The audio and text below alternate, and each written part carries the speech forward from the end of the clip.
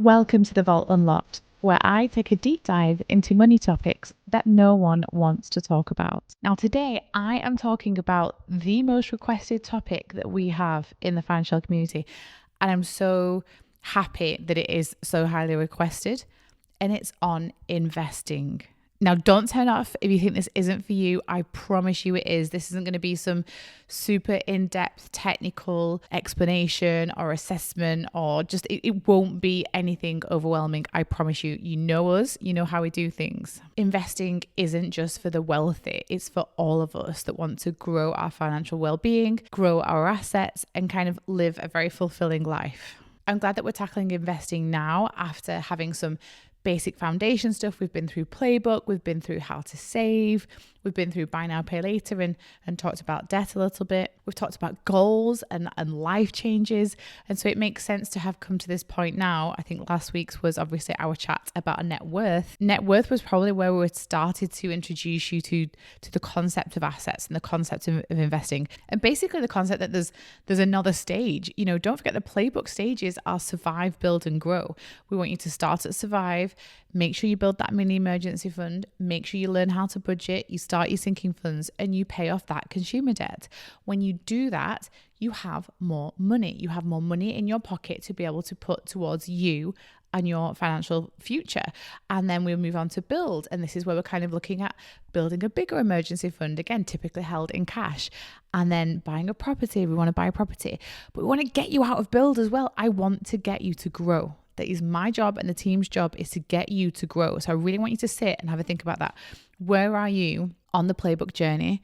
And if it feels like grow's a long way away, this is still super important because I want to incentivize you to speed up your survival journey, your debt payoff journey. I want to incentivize you to move through the stages and start to imagine what it will be like when you're in grow. By the end of this episode, you will understand what investing actually is, why the hell we do it, and how it actually works. I'm going to be totally honest, I get really frustrated when I see women feel the need, especially to buy courses on investing.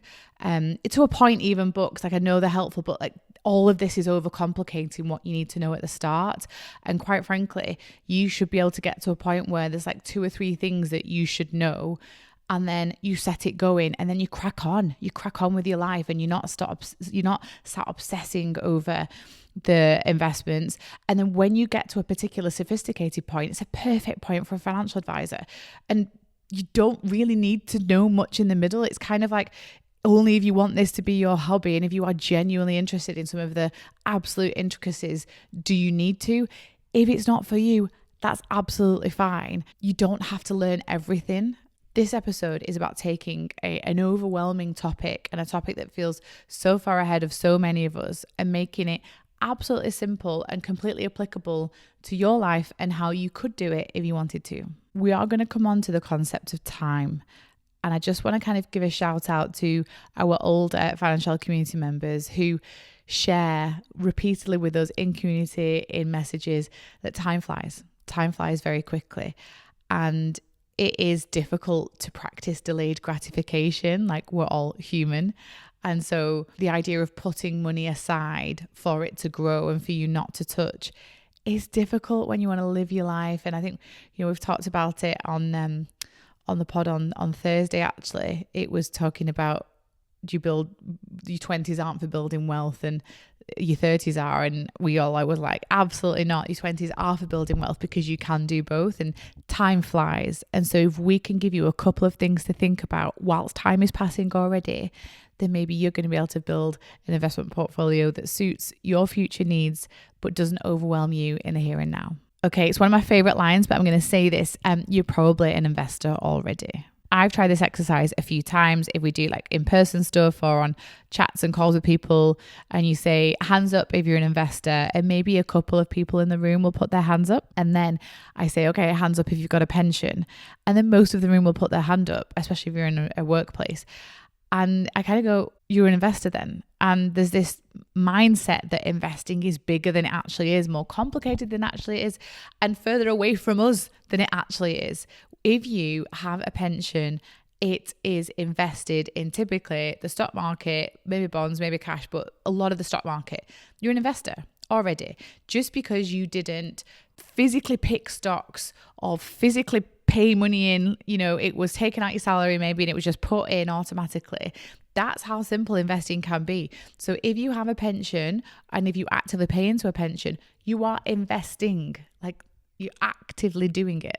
So many people overthink investing. So if you are one of these people, you're in great company. And it's interesting because the easiest thing to do in the world is to pick a tracker fund. It might track a particular market or country, but it basically is an investment in the whole of the market. So you're spreading your risk. These trackers almost always beat fund managers. And what a fund manager does is they would typically, like, I picture a man in a shiny office in, Canary Wharf, picking companies, researching, I've heard this is going to do well, heard this is going to do well. They bundle it all up into a fund, they whack their fees in there, and it still never beats the trackers. I tell you this at the beginning of the pod because I want you to know that the people that are meant to be really good at this and meant to know absolutely everything don't. And there are ways that you can invest without having to read the FT every day, get stock tips from Reddit. You can passively do this, crack on with your life, and be an investor. Why should you care about investing? Like, is it just a buzzword that you see on Instagram and TikTok? And, you might see a picture of a guy sat on a flash car and talking about his investments. And, you know that the wealthy have investments. Like, why should we care about investing? At its most simplest, investing is just putting your money into something that grows in value or that you would hope grows in value. So essentially, you get a return on the money that you put in. I want you to picture the concept of buying a stock in a company. Now, this would be a publicly traded company. What that means is their shares or its shares are available to buy and sell on the stock exchanges. It could be the New York one, could be the London one. You're buying a share in that company. So you become a shareholder, one of, thousands, possibly even hundreds of thousands of shareholders. When you become a shareholder in a company, if that company does well, the value of the stock goes up. Also, when that company does well, it may also pay a dividend. And in a nutshell, what that means is the company made a profit, and sometimes you might use profit to kind of reinvest back in the company and, grow that way. But sometimes you distribute your dividend, which is kind of like distributing a bonus to shareholders. So as a shareholder, not only does the absolute value of your stock sometimes go up, but you also may get a bonus or a dividend if the companies perform well that year. This is a little side point, but I always like you to imagine the balance between consumption and investing. A common example always given is you bought an Apple iPhone, but if you'd have bought Apple stocks, you'd have been up by X.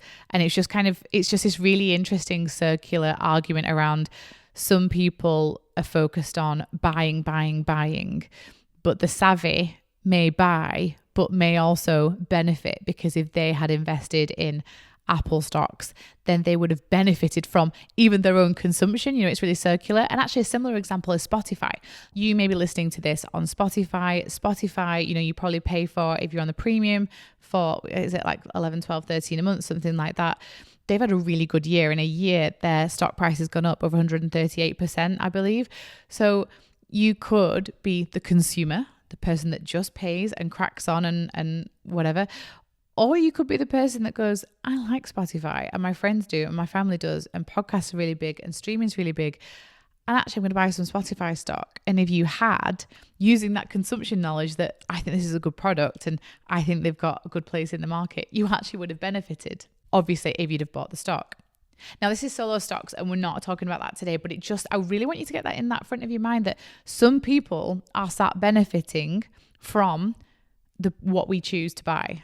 When we march to the high street or we march to the online stores and we put our money where our mouth is, it's really interesting to see the impact that has on the particular stock market. And actually, I've seen when they talk about consumer confidence being low and people spending a little less, and the results come out of all the retailers, the stock market struggles sometimes. So next time actually you make the next consumer purchase, have a little think about maybe the companies behind that purchase. We're not going to look at single stocks. We don't have to. I just want you to understand that the success of a company can cause its stock to go up.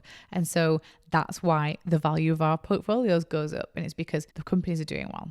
Another reason that we should all care about investing is that it gives our money an opportunity to grow at faster than the rate of inflation And the trouble with cash is you need to be able to get rates on that cash that beats inflation, because otherwise our money effectively stays the same. And so the advantage with investing is, on average, it beats inflation. So you're making sure that your money is growing ahead of that inflation rate. So maybe now I've convinced you that investing is for everyone and that maybe it's not as overwhelming as we initially thought it was. When do we know that you're ready to invest? And I think what I mean by that is over and above your pension contributions. So we need to be doing our default pension contributions or retirement contributions wherever you are in the world, making sure that you're automating the minimums into retirement.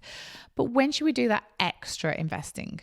As you know, at Financial, it's our job to take you through survive, build, and grow. And so we definitely say, have a good look at where you are on that journey. And in a nutshell, what we would expect is the following: a solid emergency fund to be in place. And we're talking a big emergency fund. So not your mini one, but one that's 3, 6, 9 months worth of cash that you can rely on, you can access. We want it growing. We want it doing well in a cash ISA maybe, but you need a solid emergency fund. At Financial, we want you to be consumer debt free as well. I definitely think playing around with credit whilst you're trying to actively invest is just overwhelm, because you've got balancing two things and you're just not being very effective. Again, you've been doing regular contributions to your pension. If you're self-employed, this might be a call out for you to go away and look at that and look at doing that, because your friends who are employees will have been doing the auto enrollment likely. So if you're self-employed, go have a look at this. And actually, if you're a stay-at-home mum or a part-time worker that falls underneath the threshold for auto-enrollment, just make sure that you look into this and see if you can start doing pension contributions that mirror the ones that the government set everyone. On top of all these practical stages, you need to have a strong enough mindset shift that you are going to be doing this for the long term. This is going to be a regular cadence of investing where you don't want to touch the money for quite some time. So there has to be a mindset shift there. This is not get rich quick. This is not going to be something that will turn into £1 million overnight. You have to be very, very aware of that before deciding to commit to investing.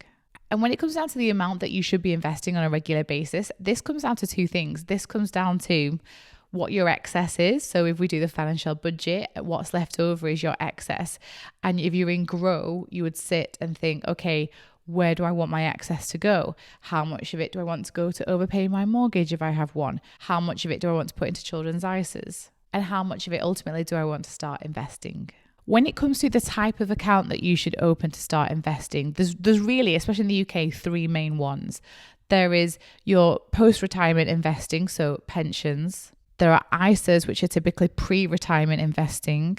And there are general investment accounts which do not have tax wrappers, do not have tax benefits. It's just basically an account that you do your investing in. There's kind of a priority in terms of the benefits of doing each of these different types of investments. And typically retirement and pension investing is at the top. Yes, this is locked away to post-retirement, which is why it's post-retirement investing. But there are tax incentives to do so. Basically, subject to certain parameters and exceptions, you get your tax back on the investments that you make into your pension. It's an incentive by the government to get you to invest for retirement. As an example, if you're a higher rate taxpayer, you get a 40% benefit on your pension contributions. Just a little side note for our 40%ers, make sure that you are contacting HMRC or you put it through your tax return that you're doing that, because your pension provider will go and claim the 20, but they won't claim the extra 20. So if you are not actively speaking to HMRC about your extra 20%, then you're leaving it on the table. So another tip for our higher rate taxpayers is to look at the income that you pay 40% on or more and use that as a guide for what to put into your pension, because there's a trick that a lot of people use, which is invest enough into your pension so that it brings you under the 40% tax rate threshold, so that effectively you end up paying 20% tax. So we get this incentive by governments in most countries to invest for retirement so that we can sustain ourselves in retirement. And so this is where we look at what income we need when we're at retirement and we kind of work backwards. It may feel like you're a long way from retirement. And I have to admit, we've all been there when we kind of want to enjoy something in the here and now and it feels a long way away. I've also had some really emotional conversations with people that lost loved ones young. And so there's this sense of, well, I might not even be here by then. I think what I always say to those people is, let's have a balance. Let's make sure you have a budget that you are enjoying and that you are living, and you're not squirreling everything away, so that you don't feel like this sense of hopelessness that, you know, if you've lost someone young or if your parents passed away young, it must be very difficult to think, what's the point? So I think our job is to get you to a point where there's financial wellness now, and there's wealth now, and there's wealth later. And ultimately, a pension pot is something to leave to people, especially a defined contribution type of pension, a private pension. It's an asset. It's an investment account. It's like a bank account. It gets left to your partner if you have one, or it gets left to children if you have them, or loved ones. And so it's not going to disappear when you die. It will live on. And so I would love you to have as optimistic as you can outlook on retirement investments. And our idea is that we get you a nice pot of money for after retirement, but also a nice pot of money before as well. So the alternative to investing for retirement is investing for pre-retirement, which would typically be in a stocks and shares ISA. You get in the UK a £20,000 ISA limit every year that you can maximize, and anything that's in that account can grow tax-free. We obviously know about cash ISAs, but also the stocks and shares ISA is a great way to invest but have the benefit of what we call that tax wrapper. Industry guidance for investing in a stocks and shares ISA is that you really don't want to access those funds within 5 years. If you do, there's a risk that they could go down. We don't know what the market's going to do. We don't know what cycles we're in. We don't know what's around the corner. That's why the industry says don't keep emergency fund in stocks and shares. You know, keep the emergency fund in cash in an accessible account. But if money can be kept away for 5 years plus, a stocks and shares ISA is a really good way of trying to get those higher, 8, 9, 10% average growth levels versus, the 4 to 5 that you could be getting right now. But typically we've seen 3 to, even 2 to 3% in cash ISAs. The dream for many is to have an investment portfolio that you can live off. This is the concept of FIRE, financial independence, retire early. It's something that you can kind of research and look at, but what it essentially means is you build up a portfolio of assets that pay off income, that pay for you to live. And I guess for lots of us, when we think about that, it's typically pre-retirement. The same applies post-retirement, but there's an ambition of lots of people to become financially independent, and that's exactly what that means. A stocks and shares ISA is a really good way of starting that process. You could build up a pot of money in your stocks and shares ISAs that you can ultimately live off pre-retirement. The fascinating thing about investments is they grow as a result of both the contribution that you made in, so the money that you paid into that investment, and then the growth in the value of that portfolio. And that fuels the compound. And so when we combine that with time and investments over time, that's where we see growth in our portfolios, not just from money put in. Okay, we're going to take a tiny break from the investment chat because I had another amazing catch up with one of our community members, Tolu. Tolu, lots of you will know, has a money diary in our app. So if you haven't seen that, go to the blogs at the bottom of the homepage, search for Tolu, and you will find her money diaries. She's also appeared on The Vault in the form of a beautiful voice note where she shared a win. I remember it being like a non-financial victory, a bit like a non-scale victory. And she is so inspiring. She's been on such a journey with financial, a debt payoff journey, a job change journey, and she's so motivating for lots of other people in the community. So let's have a little listen to my chat with Tolu. So I'm so excited to be joined by our guest today, which is Tolu. It's so great to have you on. Thanks, Laura. It's so great to be here. It's like such a starstruck moment for me because I love financial, I love what you all do. So really pleased to be here. Well, I said this back to you because you're our money diary girlie. So we've been learning about your journey, and obviously great member of the community sharing your story. But for people who may not have seen you on the community, may not have read the blogs, and they're brand new to the Vault and they're listening to you today, tell me a little bit about you and your life. Where are you at? What are you doing? Yes, gosh, what a big question. So I would say I've been a financial girlie for just over a year now, since 2023.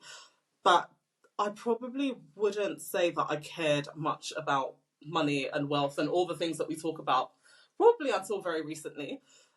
So growing up, single parent household, money was one of those things that we would talk about, but just because we didn't have it. So it's like if we were talking about money, it wasn't usually positive. So grown up, had a great job as a teacher, absolutely loved it, still teaching, but not full time. And teachers do make good money, and I would say at the point of my life where I was before financial, definitely. Was earning a good bit of money, but I had no idea what to do with it. And so that money left as quickly as it went. And now I'm here, not really as far along as I would like, but still making great strides with all the knowledge that I have now. So it's definitely been up and down. But yes, I am a teacher and a mother and a wife. So I have all those family things coming into play. And yeah, just really enjoying life at the moment, I must say. Enjoying the juggle. I know it's a healthy juggle, and obviously thank you for all the work that you do as a teacher, because it's not for the faint-hearted and for particularly talented few like yourself. And so you were at this point where you, like you said, earning a good salary for where you are in life, like didn't really think much of it, but just kind of never anything left and kind of no massive direction. So what were you looking for, like when you stumbled across financial and like the community? What was kind of missing, or what did you not realize was missing? What wasn't missing for me was a plan. And I realized that there was a lot of information that I didn't have. So the big turning point for me was when I joined Financial, I had a fair bit of consumer debt. And I remember just being really frustrated about it because the interest was so high. Like I'd gone past my 0% at this point, so, or whatever offer that they had. And again, I'd just grown up not knowing anything about credit except, don't get into debt. And that was really all of the knowledge that I had. But I had gotten into debt. So I'm trying to pay off this credit card and it's just not shifting. And I remember in Financial's earlier days when we had a WhatsApp group, I was like, you know what, let me just join it. Let me see what this is about. And I remember I just watched for a long time. I didn't say very much. There were so many people. I was like, I am not qualified to open my mouth in this group. But eventually I was like, you know what, just put a question out there. And I think I remember hearing about 0% balance transfers. I was like, okay, this is interesting. And I got to learn about how I can pay off my debt a bit quicker. And I thought, oh, okay, this might help me because it's the interest I'm struggling with. So yeah, that was really where I started to pay attention. And once I got that momentum going, I thought, okay, there's really a lot to learn here. And that's when I really started to plug myself into financial and the community. And it's been a game changer. I feel like you were definitely someone that just decided I'm going all in. Like there's a moment where it must be so hard that you've got this consumer debt and kind of people tread water a bit because you get the deals, and then suddenly the interest starts to lay on and you go, oh, okay, and you start to think, is this always going to be here? Like what? And then you realize too, there's one thing to kind of move them and get them to lower percents and kind of make the payments manageable. But I think you all get the bug of, no, actually, it needs to go now. What will life be like if I didn't have those? And you went all in and you went consumer debt free some point last year, didn't you? I did, yeah, and that was really exciting because, like you said, I'd never really thought about life on the other side. And I think that's what was missing prior to joining the community. There was just no long term plan. It was very much, living payday to payday. And I just didn't, money was just something you want as much of it as you can get. And that was really kind of where it stopped for me. So to think, okay, there's more that I can be doing with this money and it can give me options and choices. And it was reading the playbook that really opened my eyes to just how bad debt is as well.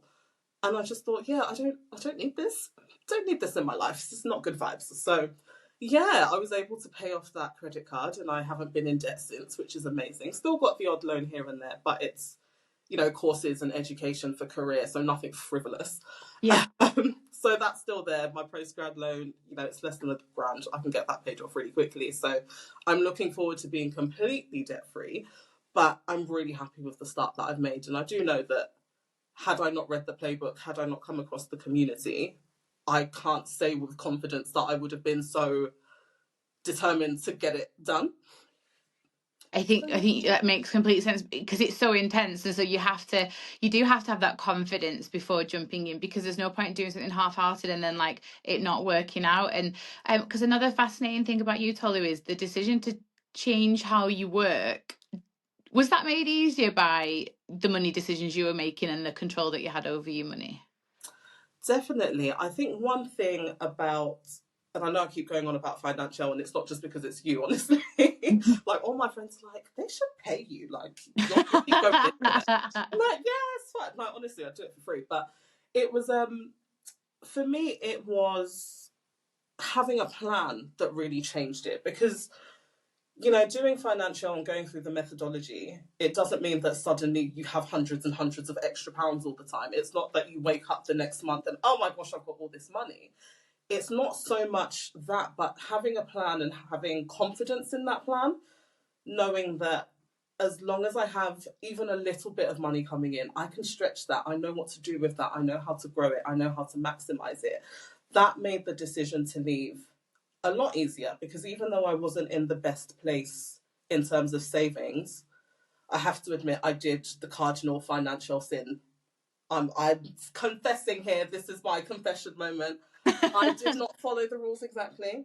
I cleared off my debt before having an emergency fund. Shock horror, I know. You were aggressive and you wanted to I lead it. You're know. forgiven. You're forgiven on this occasion, but Thank you, thank you. But I have since been telling people, because quite a few people comment on the group, oh, what should I do first? And I'm like, for the love of God, do your thing. Like, please don't be me. do as So, I say and not as I do. honestly, I'm just like, it's working for me, but please do what the book says. But yeah, it was the confidence that, things might be a bit tight, but actually I'm good with money now. Like, I know how to curb my impulse spending. I know where to put my money to get, the best interest. I know how to make a damn good budget, I must say. Yeah. So yeah, when I was leaving work, I was like, it's okay. And I think one of the joys of being a teacher is you've got a job for life. Like, if I really needed to get back into work and get a solid income, I could do it pretty easily. So yeah, it definitely helped. And I don't think I would have been able to make that decision so lightly had I not been so confident with money like I am now.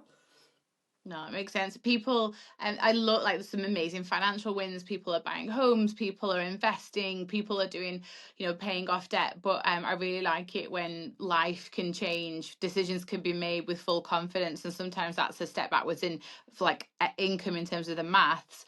But as long as you work out the maths down the bottom, as you said, the feeling that comes from being in control, the feeling that comes from that's my budget, it's my plan, my project, I'm in charge of it. Like Carl and I have done the budget today, and obviously we're quicker and quicker at it, but it's every single time I enjoy it because it's so refreshing. Because when there's a last month was tighter for us, this month was a bit better. So like just that flexibility that last month we brought in such a chunk less, but we still, like, you wouldn't have known. Yeah, I wouldn't have known. He wouldn't have known. Like, the children didn't know. Like, nothing changed. And it was all because when you have options, it's very calming, isn't it? it is. And it's just been so nice to not have to be constantly worrying about money, which is something that I did do quite a lot. But I'm in quite a privileged position in that, like I said, I've got a job that allows me to get money quite easily. I've Yeah. got quite a lot of opportunities. I have a husband that works, and it's not the same for everybody. So I wouldn't always encourage people to just leave without a plan the same way I did. I can be quite impulsive, not with spending anymore, but just with big things. But I feel like that's us as women. Like, we see something and we're like, right, we're changing the whole layout of the living room right now. But 100, yeah, 100%. You are not alone. Yeah, but you played it as you saw it. You played your situation. Someone in a higher risk situation, it's still the ability to play it differently. What does your husband think about financial? oh, do you know what? I finally got him to listen to a podcast, and this has been like years in the make, not years, months in the making. I'm like, right, I need to get him to listen to. It was the money date night one. And I was like, Yeah. oh, so what did you think of it? He was like, that was pretty decent, to be fair. I was like, is that all you've got to say? This is Laura, for goodness sake. But he did really enjoy the content, actually, and he has been very supportive in terms of, because I am pretty much the admin woman. I think we talked about Yeah. it on one of the pods, actually, that it's the women that typically do all the organising. So that's Yeah. my in the house. And yeah, he's very on board, because it's not just me saying, right, we need to cut back on this, we need to do this. He understands the why. And I think that's where financials really help, because it's one thing to say, right, I want to cut down my subscriptions, I want to get rid of my debt. But if you don't know why, and you don't know what it's going to do for you, it's harder to get people on board. So when I'm explaining that, it's because I want us to be debt free, so we can save faster, so we can do X, Y, and Z. He's fine with it. So yeah, not many arguments with money in my house, thankfully. Good. We're all here for the financial husbands. We are gonna. I think there's the money date night one. I was thinking of one. I think I've done a TikTok on it with Lucy, but one where we say like if your partner's crazy because they found financial, sorry, this is why. Do you know this kind of like it's our fault, but don't worry, it's okay. And I think you nailed it then when you said it's so that we can like all of this stuff is all to be able to do something else. It's not like just because it's mathematically the best thing to do or anything, it's just because we can. And then you kind of go on to talk about life, so let's go there. Like you are obviously on a debt-free journey, so you've got some of your student loans to clear. Yeah. Financially, like what, and life-wise, like what's next for you, and what's next for your money journey?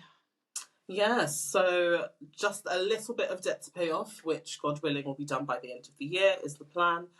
But we would love to be able to move out of our tiny little flat, especially as our family is growing this year.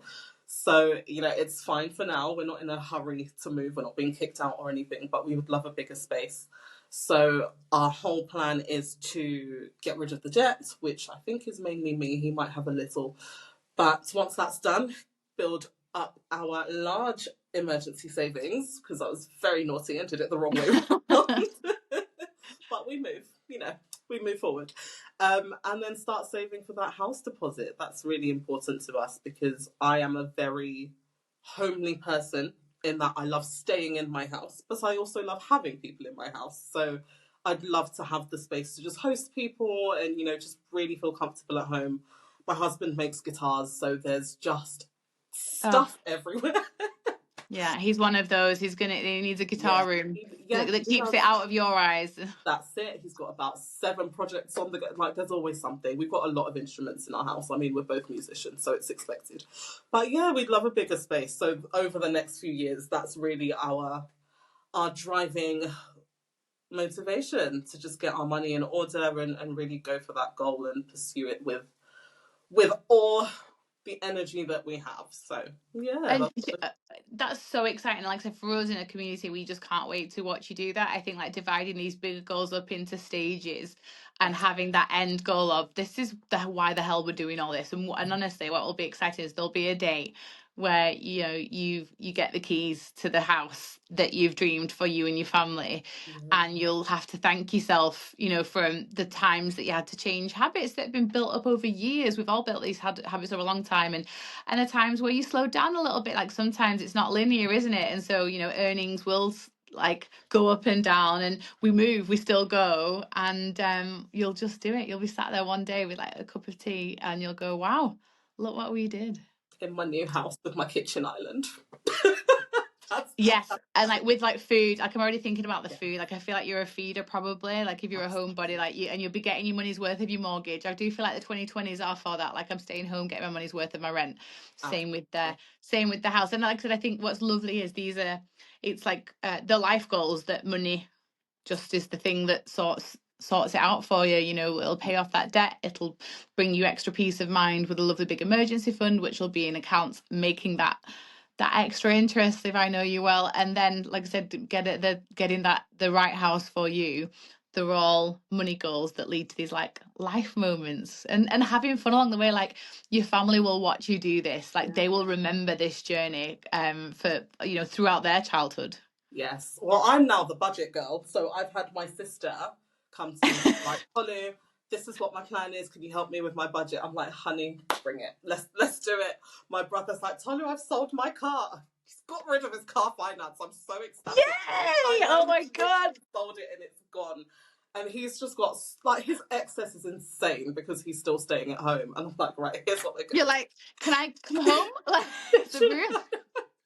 So that's really exciting because they live with their mum. They're my half siblings, but Yeah. it's so encouraging to see them starting this journey a lot earlier than I did because I can only imagine if I had started when I was their age. And I see some people in the community, I'm 19, I'm 21, and I'm just like, I love that for you so much because you've got so many years to get this right.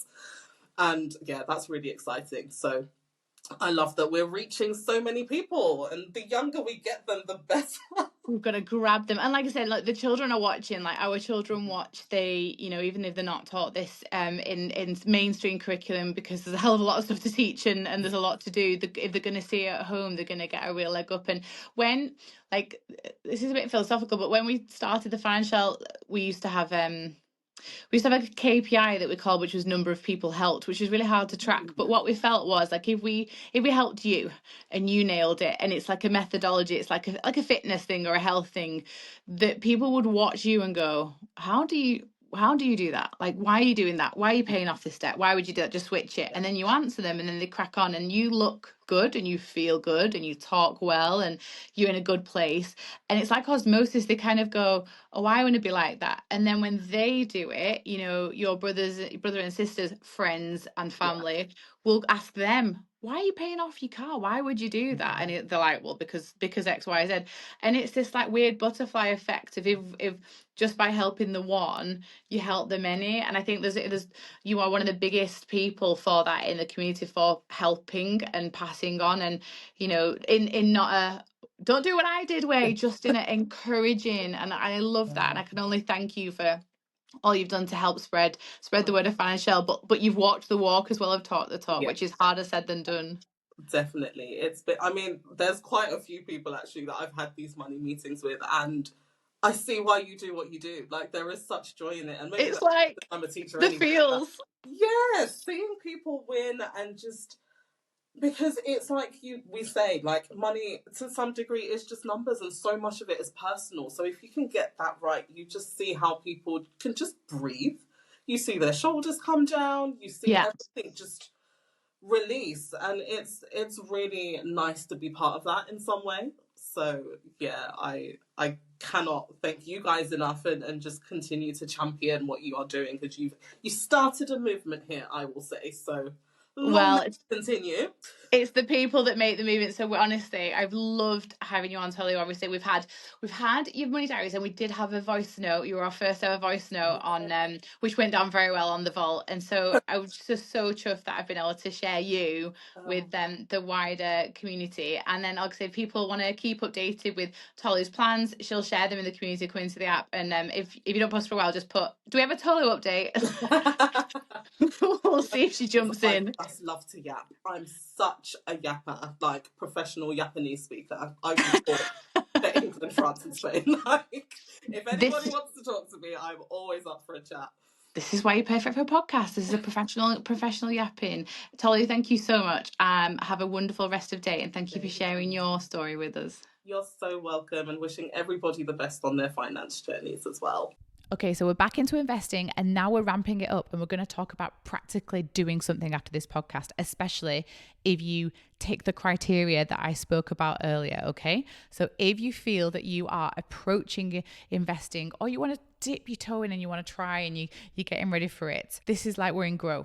So as you know, in Grow, you can invest in the market, you can invest in property, and you can overpay a mortgage. As with everything in finance, diversification is key. So that's why we have those different options. It's also about how you feel. And so some people may feel more comfortable overpaying their mortgage, even though they may be mathematically better getting returns in the market, because it all comes down to how debt makes you feel, how reliable income is in your life, lots of things. If you want to invest in the market and you want to do it either in a pension or a stocks and shares ISA, like we talked about before the break, there are a few easy ways that you can do this. Firstly, I suspect in your own banking app, you could open it up, and by the end of this podcast, you could have started a stocks and shares ISA. There'll be some risk questionnaires that you'll work through, and you have to fully understand what it is you are opening. But that's how simple a provider you could use. There are also lots of robo-investing platforms, and lots of people in the community use them, which are like bank accounts, but they're solely for the purpose of investing. We know that pensions typically are the most tax efficient vehicle to invest in, but we can't get access to it until we're a lot older.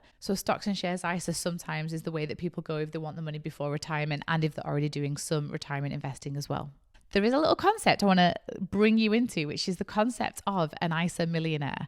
So it is possible with consistent investing and maxing out of ISAs that you could grow £1 million worth of an ISA portfolio. And actually, this is a really good example of comparing stocks and shares ISAs with cash ISAs. So if we took a stocks and shares ISA and took a 10% year on year growth rate, if you maxed it out with £20,000 a year, putting in money every single month and hitting that 20k target, it would only take you 19 years to hit £1 million in that. And that's only actually putting in £380,000 of your own money. And the rest, almost £700,000 of it will come from the growth of that portfolio. In comparison, if you had a cash ISA of, 4.5%, 5%, which again is high for more recent years, it's been a lot lower than that. It would take you 26 years to hit the same goal. And again, that's at that like higher interest rate, which I just don't think is realistic for a long time. So maybe that's a bit of a lofty goal for some of you. Do you think you could be an ISA millionaire? Do you think you could commit to putting that in an ISA every year? Again, it all depends on the things we've talked about, but you can build a portfolio, £1 million portfolio, just from these tax-free vehicles that the government provide. Typically, if you invest in a stocks and shares ISA through your bank or one of the regular robo-investment platforms, you won't be picking individual stocks and stuff. You'll be investing into funds. And so what should happen is that you should be guided by that provider according to your risk for the type of fund that you're investing in. This is where people will slow down. This is where, and you should be very aware of it, but don't overthink this, because it might feel uncertain, it might feel risky, but this is all part of it. And let's not forget, we have emergency funds. We are consumer debt free. We're holding money in cash. We are in control of our budget. We're doing investing already. So you're already investing in your pension, and you don't sit there and go, I'm just not going to do it. Like, you do it. And so don't overthink this bit, and just put your trust in the regulated provider that you ultimately choose to walk you through what might be the right fund for you. There are some platforms where you can actually choose individual stocks, and those are quite interesting as well. I have one of those platforms, and I still pick more of like a fund or a portfolio investing strategy. I do not pick individual stocks. I have no interest in doing, because I don't want to be mentally connected to the decision.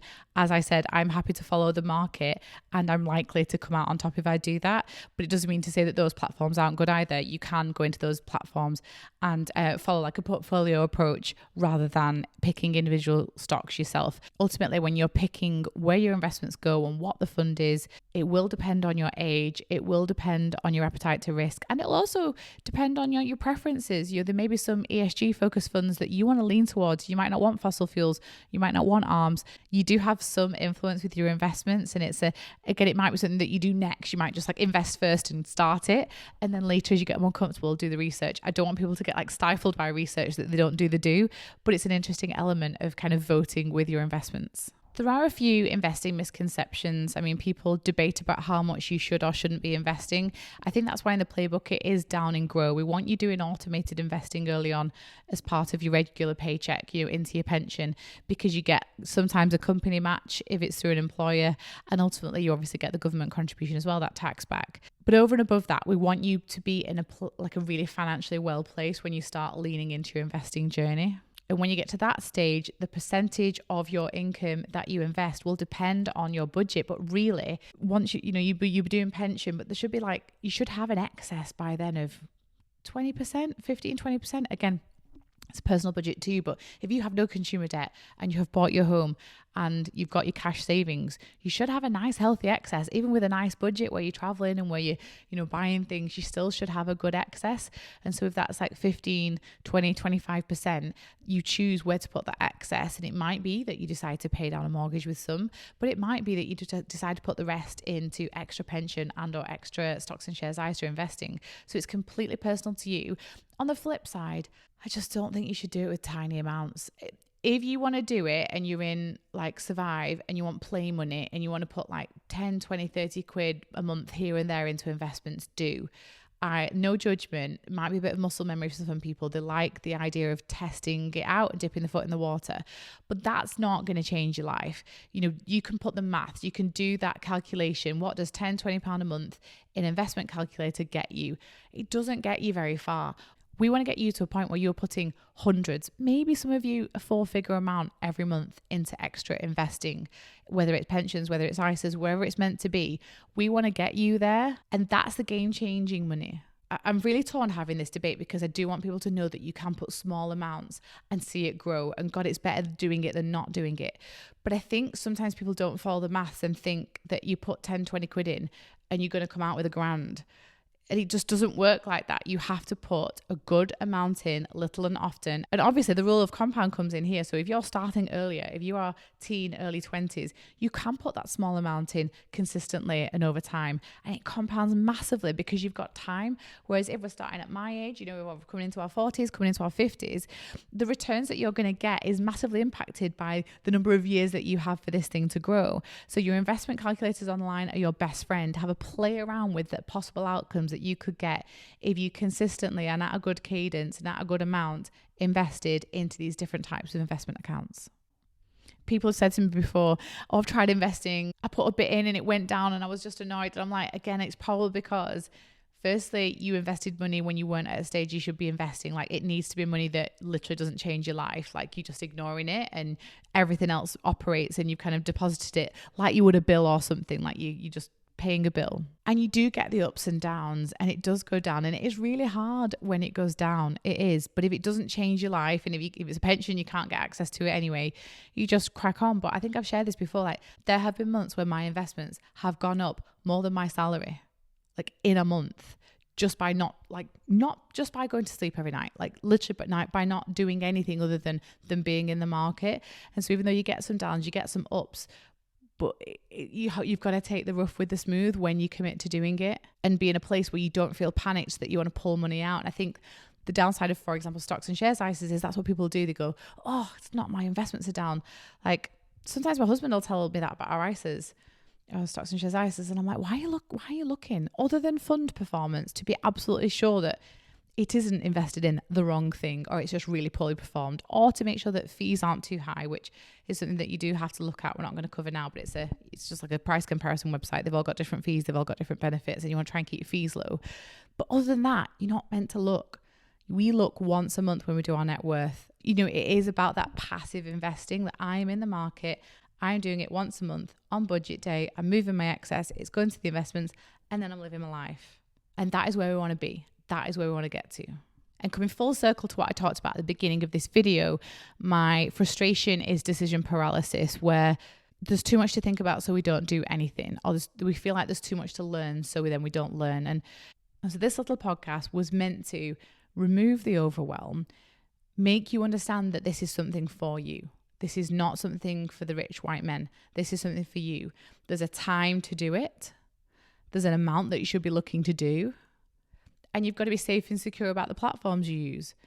But really, once you have done this shit once you've done it once, you just automate the payment. And then once a month, when you do your net worth, you see how much it's grown.